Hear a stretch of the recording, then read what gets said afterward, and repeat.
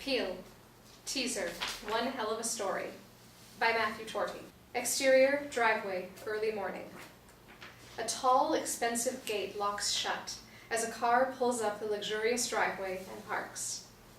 The sun hasn't risen yet, and there's an eerie calm in the fall air.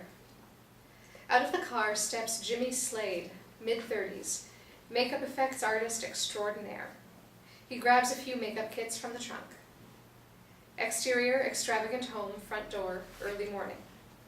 Jimmy approaches a home that's adopted different architectural styles over the years. Once he reaches the front door, Jimmy presses a small button on the wall and waits. He looks just above the door, smiles, and waves. There's a tiny hole in the doorframe, a camera. Jimmy waits a few more seconds until the doors unlock and open. Interior, front foyer, early morning. The first thing you notice is that the ceiling is sky high. Tons of candles are lit, illuminating the framed works of art hanging on the wall. For every original, Picasso or Bacon, there are 2 film posters, all proudly advertising the name Creedance Morehouse. Jimmy kicks off his shoes and eases into a pair of slippers, waiting on the carpet next to him. So, what's the emergency? At the top of the staircase stands Creedance Morehouse, late 40s, draped in a robe with a warm towel wrapped around his head. Nothing too serious. Is there even an emergency? Creedance makes his way down the staircase and joins Jimmy. This guy moves like time waits for him. Well, I had to get you over here as quickly as possible, didn't I? And here I am. Here you are in record time. What's with the towel? Helps my pores breathe. So you do listen to me. Just enough to show I care. Creedance grabs a couple of Jimmy's makeup kits and inspects all the colors and prosthetics inside. The makeup we have planned for the film, I can't stand it. I don't like any of it. Jimmy laughs. Creedance doesn't. I thought you said this wasn't an emergency. We can do so much better. We've done better. You know that. But everyone agreed on this makeup for weeks now. Everything is set. Scheduling, lighting, it's all ready to go in a few hours. We can't just change things at the last second. You can't. I can. The studio will have our heads. Yours, not mine. Jimmy paces and takes a moment to breathe. So let me try and get this through my thick head. You hate all the makeup we created, the exact makeup that was approved months ago. Absolutely everything. Jesus. Creedance drops his hand on Jimmy's shoulder and motions to the posters on the walls. Look around. Look at the hundreds of faces I've worn throughout my life.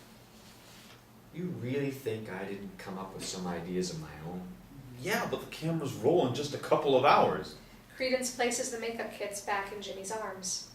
Now you know why I called you here so damn early. Interior, makeup studio, early morning. Sterile, metallic, and spacious. This is the ultimate makeup studio. Every sort of mask, prosthetic, and color that you can think of is in here. Creedance sits in a chair while Jimmy finishes applying the last few pieces of a horned devil to his face. Jimmy references some drawings and notes about the makeup design that Creedance scribbled on a couple of pages of paper. Jimmy stands back, takes in the work, and nods approvingly. Didn't think it would work. It's your bone structure. Creedance eases off his chair and approaches the mirror. He stands inches from it, inspecting every piece of makeup closely. I've worked with you for many years, Jim. 12. And in those 12 years, I've never been disappointed at you until this very moment. Jimmy is not quite sure how to take what Creedance is saying to him. You never had an issue with my work before. And I'm convinced I never will. So what's the problem? I sat in that chair for an hour and a half and watched you work with a smile on your face. Not once did you even consider apologizing to me. Apologize for what? Your betrayal. You know what we agreed on when we started working together and you betrayed? Look, Creedance, I don't know what you're talking about. After all these years, I'd appreciate it if you didn't treat me like an idiot.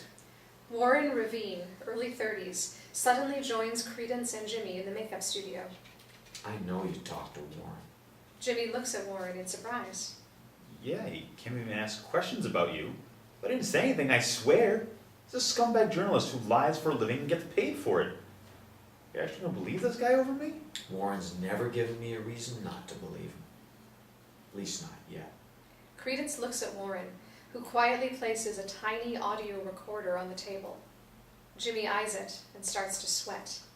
I didn't. I didn't say a thing. Are you really gonna make me play it?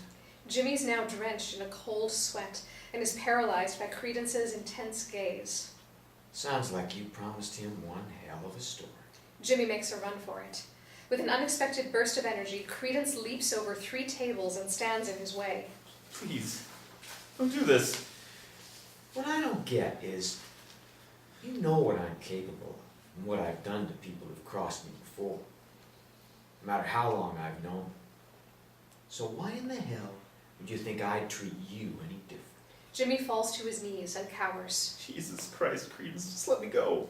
You know I'm not gonna do that. A monstrous growl escapes Creedance's mouth, just as he viciously bites Jimmy's head. Jimmy claws at Creedance's face and tries to get away. He peels the devil makeup off Creedance's face, revealing something covered in scales. Monstrous, deformed, terrifying, not human, but totally real. Creedance hungrily takes a bite out of Jimmy's neck, spraying blood everywhere. Warren watches without moving, without saying a word.